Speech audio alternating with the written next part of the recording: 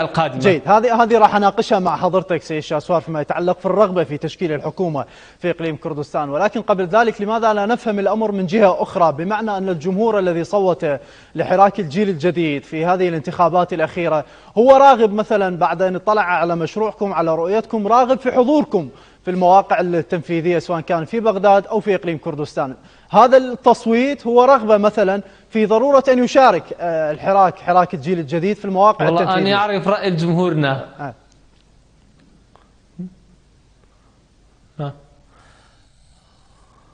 أنا أعرف رأي جمهورنا لما أمشي بالشارع أو أي واحد يعني يشوفني، أو حتى بالمنصات التواصل الاجتماعي، وحتى من خلال الأشخاص الموجودين في الجيل الجديد.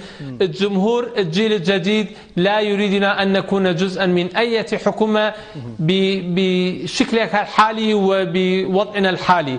إذا صرنا إن شاء الله أقوى من الآن في المستقبل، إذا صعدت يعني المقاعدنا أكثر وكنا جزءا رئيسيا، فبهذه الحالة إن شاء الله نكون جزءا من الحكومة. ولكن بأي أحوال، في جميع الأحوال، هذا لا يعني إننا لا نكون جزءا من تشكيل الحكومة أو جزءا من تأييد الأشخاص في المستقبل.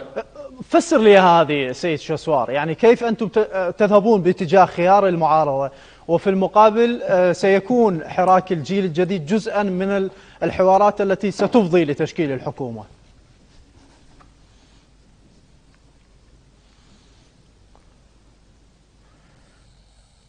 أنا أسألك سؤال أستاذ علي. نعم. إذا أنت عضو في البرلمان، نعم، وكان هناك مثلا